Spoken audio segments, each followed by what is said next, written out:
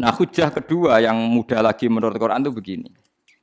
Sekarang misalnya ya, yuridu wa bikumul yusra, Allah itu menghendaki mudah. Itu kalau kita maknani, itu gampang. Misalnya begini, ya ini yang ada ya, nyata dalam sejarah. Ada berhala terpahat dari batu, namanya Lata, Uzza, Manat, gitu, Lata, Uzza, Manat. Terus ada yang beberapa yang namanya nggak disebut Quran, kata Hubal, kata apa? Hubal. Oleh orang-orang kafir jahiliyah, Lata itu disembah, dikatakan Tuhan. Uzza juga dikatakan apa? Tuhan. Itu kata Allah. In hiya illa asmaun samaitumuha antum wa abaukum, itu hanya nama yang kamu ciptakan. Makanya Allah ngendikan kalau barang tidak benar istilah kaburos kalimatan takhruju min afwahim. Niki rungokno nggih kanca-kanca terutama sing hafal Quran. Misalnya aku darani Mustafa iku ganteng, Mustafa iku sugih. Itu namanya kalimat yang keluar dari mulut saya, tapi hakikatnya kan tidak ada. Nyatane ora ganteng, nyatane ora sugih. Tapi ini menjadi kalimat karena kadung keluar dari mulut. Kula baleni. Tapi ini menjadi kalimat karena kadung keluar dari apa? Mulut. Misalnya saya bilang, wah Ruhin rambutnya lurus, alim, ganteng, pinter. Ini hanya keluarnya kalimat yang keluar dari mulut, tapi kan nggak ada kenyataannya. Nah, ketika orang kafir bilang berhala itu Tuhan, itu kalimat yang keluar dari mulut. Nah, kalau hakikatnya ya batu, bukan Tuhan. Hakikatnya itu batu. Berarti namane pangeran Lata Uzza itu batu apa pangeran? Batu. Nah, makanya kalau Allah mengkritik orang kafir, misalnya Allah dikatakan punya anak, Yesus itu Tuhan. Ngendikane Allah napa kaburas kalimatan takhruju min afwahim. Sungguh kalimat itu satu kalimat yang salah, tapi yang kadung keluar dari mulut mereka. Jadi nomor dua ada kalimat yang memang benar. Seperti saya mengatakan 1 ditambah 1 2, 2 tambah 2 4. Nah itu baru hak karena nyata. Dikatakan apa enggak dikatakan ya tetap 2 ditambah 2 4. Sama dengan la ilaha illallah. Jadi la ilaha illallah itu sudah wujud sebelum dunia ngakui la ilaha illallah itu sudah ada apa belum? Kalau bedai. Sebelum ada orang Islam di seluruh dunia, Allah satu itu sudah wujud belum? Sudah. Kenyataan ini sudah ada belum? Sudah. Lah berhubung sudah kadung ada, kita hanya menyaksikan asyhadu, saya bersaksi, a'lamu, saya tahu. Karena sudah ada, makanya disebut fa'lam annahu la ilaha illallah. Wong sudah ada, kita tinggal tahu, tinggal bersaksi. Nah, kalau yang tidak ada itu mbok dikatakan pun tetap tidak ada, itu hanya jadi kalimat yang keluar dari mulut, wong barangnya tidak ada. Itu disebut apa? Kaburas kalimatan takhruju min afwahim. Iyaquluna illa kadziba. Jadi kalimatnya itu ada, tapi fakta yang ditunjuk kalimat itu tidak ada. Faham ya lah. Mulanya ciri utama agama itu kul ja'al haqqu wa zahaqal batil. Barang hak itu pasti ada, yaitu Allah. Barang batil ya pasti tidak ada. Pangeran telu itu tidak ada. Watu jadi pangeran ku ora ono. Santet ngasari dadekno aku mati ku ora ono. Mulane kula nek santet wong ora tau ndonga tolak santet. Wong cara kula santet mboten enten. Nah, percaya jajal nggak sih mati aku, paham gitu. Jadi gitu. Memang nggak ada. Lho soal misalnya, tapi wonten Gusti yang mati, ono dome ning wetenge ngene. Ya sing ono dom. Iku jenenge ya santet biasa wedok. Lah nek mati kena santet itu biasa kepelitis truk ya mati. Kena virus. Cara kula dipanteni santet itu malah lambat, kadang 3 dina lagi mati. Cas pleng truk. Cas pleng meneh pesawat. Jadi niku yang paling angel nih gue bab tauhid. Sebenarnya tauhid itu gampang, buatan jelimet. Makanya Allah melatih kita yuridu wa bikumul yusra. Andekan manusia seluruh dunia dipoling untuk melihat Lata dan Uzza, itu apa? Enggak usah ada orang Islam, enggak ada orang kafir, enggak usah intervensi. Pasti mereka jawab itu batu. Andekan Isa Yesus itu dipampang di dunia, orang poling, orang Islam kafir, enggak ada intervensi. Pasti akan bilang itu manusia. Paham ya? Tapi lewat rekayasa dicitrakan itu Tuhan. Lata Uzza dicitrakan itu Tuhan. Nah, itu disebut wa makaru wa makarawa. Jadi dimakru. Dia didesain sedemikian rupa. Misalnya di Yunani itu orang kalau bilang Tuhan itu akal, makanya bilang logos.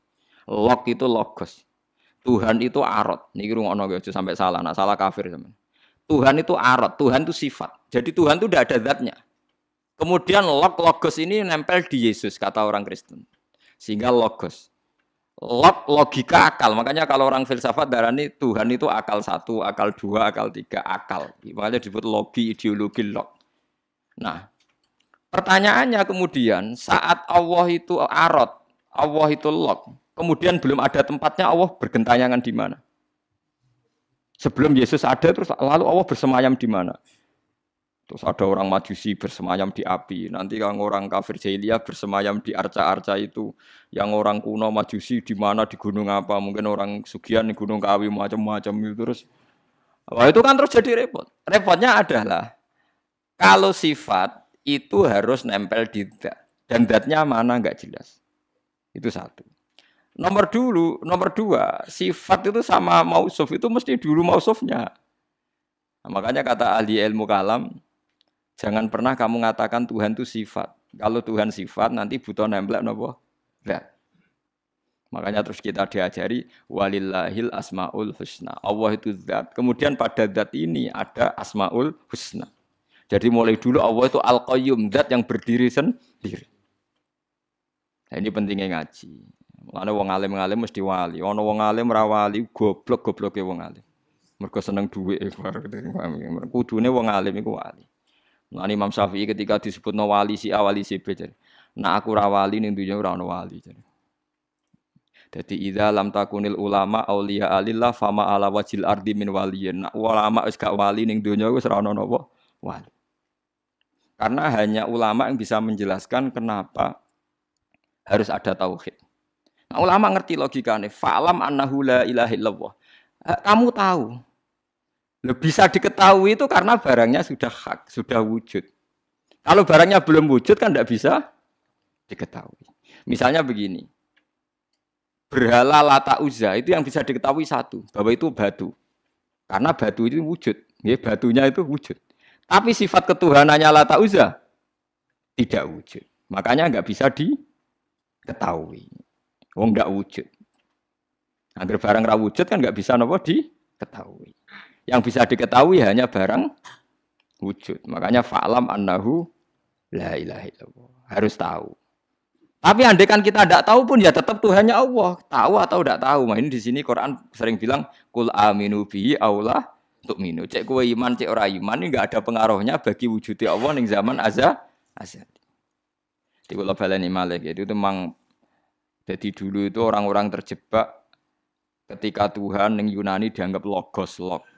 Kemudian di Timur Tengah Tuhan itu dianggap satu arot sing nemplek, sifat sing nemplek ning berhala-berhala.